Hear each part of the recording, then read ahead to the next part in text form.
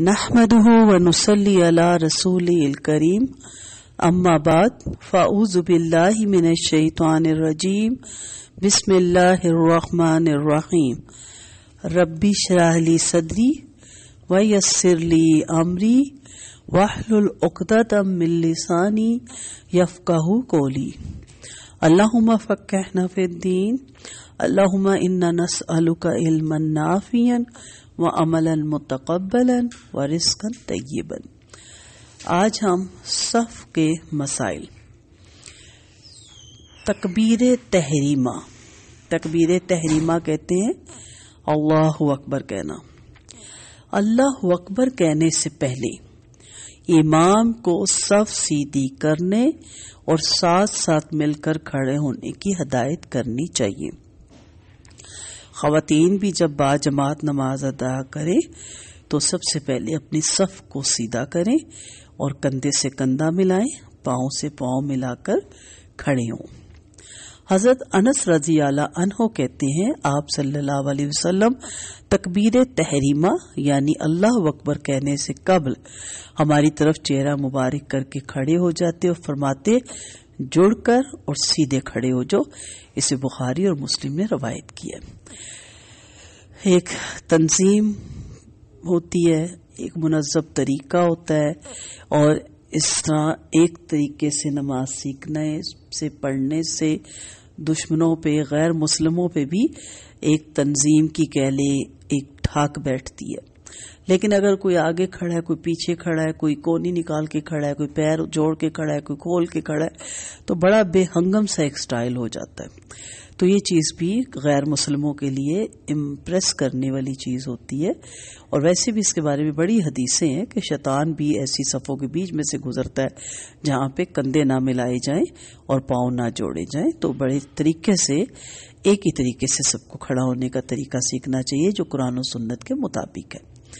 صف سیدھی کیے بغیر نماز نامکمل رہتی ہے۔ حضرت انس رضی اللہ عنہ کہتے ہیں آپ صلی اللہ علیہ وسلم نے فرمایا اپنی صفوں کو سیدھا کرو کیونکہ صفوں کی درستگی نماز کی تکمیل کا حصہ ہے۔ اسے بخاری اور مسلم نے روایت کیا ہے۔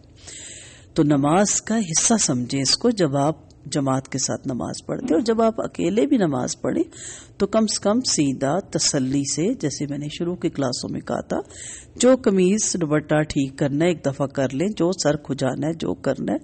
اب ہم ایسا دوپٹہ پہن لیتے ہیں جو سلپ ہوتا ہے، چاہے وہ موٹا ہی ہوتا ہے، نہیں باریک ہوتا، لیکن وہ سلپ ہوتا ہے، یا ایسا بھاری پہن لیتے ہیں کہ وہ پیچھے کی طرف کھینچتا ہے، ہمارے بال کھینچتا ہے، یا بار بار وہ اپنے وزن کی وجہ سے اتر رہا ہوتا ہے۔ تو یہ چیزیں پھر ہم بار بار دوپٹہ ہی ٹھیک کرتے رہ جاتے ہیں، تو کیا ہماری وہ نماز ہوتی ہے؟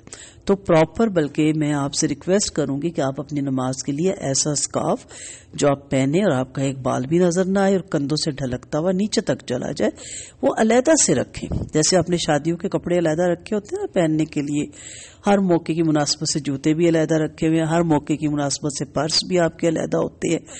تو اس طرح نماز میں بھی اس کا جو پہن کے نماز پڑھنی ہے، یہ کوئی فرض نہیں ہے لیکن سہولت کے لیے کہہ رہی ہوں۔ اور یا ہمارا اتنا چھوٹا ہوتا ہے کہ جب ہم اس کو سر پہ لپیٹتے ہیں تو ہمارے کندھے سے وہ اوپر چڑھ رہا ہوتا ہے، ہم زبردستی اس میں اپنے بازو پھنسا رہے ہوتے ہیں۔ تو ایسا اسکارف لے لیں، ایسی چادر لے لیں، اور جو آپ پہنیں اور بال ایک نظر نہ آئے اور آپ کا کندھوں سے اور پیٹ سے ڈھکتا ہوا نیچے تک چلا جائے۔ یہ بھی نماز کے ایک حصے میں سے شامل ہے، اپنی صف کو درست کرنا۔ دین کا علم رکھنے والے اور سمجھدار لوگ امام کے پیچھے پہلی صف میں کھڑے ہونے چاہیے۔ کیوں؟ یہ دیکھتے ہیں۔ حضرت عبداللہ بن مسعود رضی اللہ عنہ کہتے ہیں کہ آپ صلی اللہ علیہ وسلم نے فرمایا تم میں سے سمجھدار اور عقل مند لوگ میرے قریب کھڑے ہوں گے، پھر وہ لوگ جو ان سے علم اور سمجھ میں کم ہو، پھر وہ جو ان سے کم ہو، پھر وہ جو ان سے کم ہو۔ اسے مسلم نے روایت کیا۔ کیونکہ اہل علم لوگوں کو معلوم ہوتا ہے کہ اگر امام غلطی کر رہا ہے یا اٹک گیا ہے، کوئی سورت پڑھتے، انسان ہے نا، تو وہ پیچھے سے بتا سکتے ہیں آہستہ سے، یا کوئی غلطی کر بیٹھا امام تو وہ اس کو بھی بتا سکتے ہیں سبحان اللہ کہہ کے، اور عورتیں تو تالی ہاتھ ماریں گی، وہ ایک الگ مسئلہ آگے ہم پڑھیں گے۔ لیکن اگر امام بے ہوش ہو جاتا ہے یا امام کو کوئی اور پرابلم آ جاتی ہے تو امام وہاں سے ہٹتا ہے، بیمار ہو جاتا ہے، جیسے کھانسی کا فٹس بڑھ جاتا ہے، تو جہاں سے چھوڑا ہے اب جس کو آتا ہی نہیں، پہلے تو لوگ کہیں گے امام صاحب کدھر چلے گئے، پھر چلے اتنی سمجھ ہے کہ اس کی جگہ کوئی اور کھڑا ہو جائے، لیکن کون کھڑا ہو؟ جس کو آتا ہوگا وہ کھڑا ہوگا نا، جس کو وہ قرات آ رہی ہوگی۔ اب قرات ہی نہ آتی ہو تو کیسے قرات کو مکمل کریں گے؟ تو اس طرح علم تو سب حاصل کریں، لیکن جو قرات جانتے ہیں نماز کو پراپر طریقے سے پڑھانا، وہ جو امام صاحب ہے ان کے قریب ترین صف میں کھڑے ہوں۔ پہلی صف کی بہت فضیلت ملتی ہے۔ پہلی صف فرشتوں کی صف ہوتی ہے۔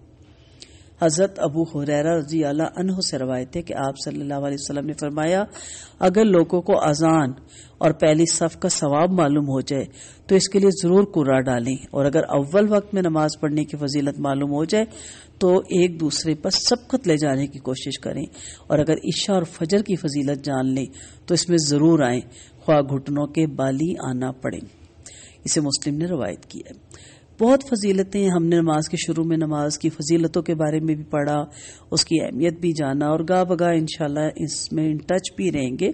یہاں تاکید کی گئی اس کی اس قدر بتانے کی کہ آپ جان ہی نہیں سکتے، آپ پہنچ ہی نہیں پا سکتے کہ کس قدر اجر و ثواب ہے اس چیز کا کہ آپ نماز اول وقت میں پڑھیں۔ اول وقت، پہلا وقت افضل ہے، فضیلت والا ہے، ثواب والا ہے، اجروں والا ہے، اجر و ثواب والا ہے، اور یہ آپ کو پتہ چل جائے کہ اس کا اتنا اجر ہے تو آپ کہیں گے میں ہی سب سے اول آؤں، میں ہی سبقت لے جاؤں، میں ہی فرسٹ آؤں۔ اور عشاء اور فجر کی نماز کی فضیلت، کیونکہ یہ تھکانے والی دونوں ہوتی ہیں، یعنی اندھیرے میں بھی ہوتی ہیں، نیند کا غلبہ ہوتا ہے، ادھر سے عشاء میں نیند آ رہی ہوتی ہے اور ادھر سے فجر میں نیند سے اٹھا نہیں جا رہا ہوتا، لیکن اللہ نے ان دونوں وقتوں میں جب اللہ کی خاطر ایک انسان اپنی پیاری نیند کو قربان کر کے وضو کر کے اللہ کے ہاں کھڑا ہوتا ہے تو اس کی بھی بہت زیادہ فضیلتیں ہیں۔ پہلی صف جب تک مکمل نہ ہو اس وقت تک دوسری صف نہ شروع کی جائے، اور نہ ہی دوسری صف میں اکیلے کھڑا ہونا چاہیے۔ حضرت انس رضی اللہ عنہ کہتے ہیں کہ آپ صلی اللہ علیہ وسلم نے فرمایا، پہلے اگلی صف پوری کرو اور پھر اس کے بعد دوسری صف، اگر کوئی کمی ہو تو آخری صف میں ہونی چاہیے، یعنی وہ اگر آدھی رہ گئی یا 4 بندے اس میں رہ گئے تو اس کی خیر ہے، لیکن آگے صف میں ایک بندے کی جگہ ہے یا کوئی کھڑا ہے ایسا کھلا ڈلا ہے کہ اس میں ایک بندہ آ سکتا ہے تو اسے کہیں جی آپ صحیح طریقے سے کھڑے ہوں تاکہ صف مکمل ہو۔ اچھا، جب ہم جیسے جمعہ پڑھتے ہیں تو یہ چیز میں نے کثرت سے دیکھی کہ اب آگے جگہ پیچھے والی ہلتی ہی نہیں ہے، کہتی ہے کوئی اور آگے چلا جائے، انہیں یہ پتہ ہی نہیں کہ کس قدر فضیلت ہے پہلی صف کی، اور پہلی صف میں بھی گیپ، دوسری صف میں بھی گیپ، تیسری میں بھی کہنا پڑتا ہے اللہ کی بندیوں آگے آؤ آگے آؤ، لیکن دل ان کا یہ ہوتا ہم پیچھے ہی کھڑے ہوں۔ تو جب آپ آ ہی گئے ہیں تو کم سے کم صف بندی تو پراپر طریقے سے کریں، کھڑے تو صحیح طریقے سے ہوں۔ پھر یہ بھی رمضان میں دیکھنے کو ملا، کیونکہ رمضان میں صرف رمضان ہی کے دنوں میں بعض لوگ تراویح پڑھنے کے لیے آتے ہیں رات کو، اللہ ان کو اجر دے اس چیز کا، اور اللہ نے توفیق دے کہ وہ جمعوں کی نمازوں میں بھی آئیں، اس وقت بھی بہت پرابلم کھڑی ہو جاتی ہے کہ انہیں صف بنانی نہیں آتی، اور پھر اگر پیر جوڑو تو اپنے پاؤں پیچھے کر لیتی ہیں، اگر کندھا ملاؤ تو اپنے کندھے پیچھے کر لیتی ہیں، ادھر ہونے لگ جاتی ہیں، سرکنا شروع کر دیتی ہیں، اور جب سجدے سے اٹھو تو رنگ بڑنگ بن چکی ہوتی ہے پوری صف۔ تو یہ چیزیں سیکھنے والی ہیں صف بندی کے، ایک ہی ساتھ صف میں رکوع میں جائیں، ایک ہی ساتھ سجدے میں جائیں، اور وہ بھی پڑھیں گے ہم سجدے رکوع کا بھی، اور اس کے بعد ایک ساتھ ہم اٹھے تو ایک خوبصورت سا عمل انسان کو نظر آتا ہے۔ اگر پہلی صف میں باقی جگہ ہو تو پچھلی صف میں اکیلے آدمی کی نماز نہیں ہوتی۔ اب نماز ہی نہیں ہوتی تو آپ سمجھ رہے کہ ہم جماعت کے ساتھ پڑھ رہے ہیں۔ حضرت وابسہ بن معبدہ رضی اللہ عنہ کہتے ہیں آپ صلی اللہ علیہ وسلم نے ایک شخص کو صف کے پیچھے اکیلے نماز پڑھتے دیکھا تو آپ صلی اللہ علیہ وسلم نے حکم دیا کہ نماز دوبارہ پڑھو۔ یہ احمد، ترمذی اور ابو داؤد کی روایت ہے، یعنی جماعت کے ساتھ آپ کھڑے ہیں اور جماعت صف میں جگہ ہے اور آپ پچھلی صف میں کھڑے ہیں۔ اگر اگلی صف میں جگہ نہ ہو پھر تو پچھلی صف میں اکیلے کھڑے ہونا درست ہے، لیکن آگے جگہ تھی اور آپ الگ اگلی صف میں کھڑے ہو جاتے ہیں تو پھر جو پیچھے جس نے یہ کیا اس کی نماز نہیں قبول ہوتی۔ پچھلی صف میں تنہا کھڑے ہونے کی وجہ سے اگلی صف سے آدمی پیچھے کھینچنا صحیح حدیث سے ثابت نہیں کہ میں اکیلا کھڑا ہوں اس لیے کسی آگے کو کسی کو پکڑ کے ہلکا سا قمیض سے کھینچ کے پیچھے اپنے ساتھ کر لیں تو سمجھے صف بن گئی. یہ کسی سنت سے بھی ثابت نہیں ہے, کسی حدیث سے بھی ثابت نہیں ہے. آگے پوری پراپر صف ہے اور پیچھے جو آج نمازی آیا ہے اب آگے جگہ نہیں ہے, وہ اکیلے کھڑا ہوگا سٹارٹ سے صف میں, تو اس کی نماز ہو جائے گی. ستونوں کے درمیان صف بنانا ناپسندیدہ ہے. مثلا آپ ایک ستون تک آئے ہیں, آگے ستون آ گیا, ستون چھوڑ کے اس سے آگے سے آپ نے پھر صف بنا لیا تو وہ صف نہیں ہے, بیچ میں ایک پلر آ گیا, ایک مٹی کا یا سیمٹ کا پلر آ گیا. اسی طرح لکڑی درخت کہہ لیں, لکڑ آ گئی ہے تو بیچ میں اگر کوئی چیز حائل ہوگی ہے تو وہ صف نہیں ہے.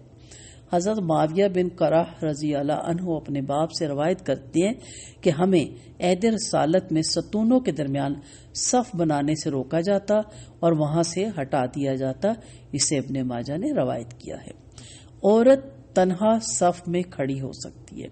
حضرت انس بن مالک رضی اللہ عنہ کہتے ہیں کہ میں اور ایک یتیم بچہ نبی کریم صلی اللہ علیہ وسلم کے پیچھے اپنے گھر میں نماز پڑھی ہم نے. میری والدہ ام سلیم رضی اللہ عنہما ہم سب کے پیچھے تھی. اسے بخاری نے روایت کیا.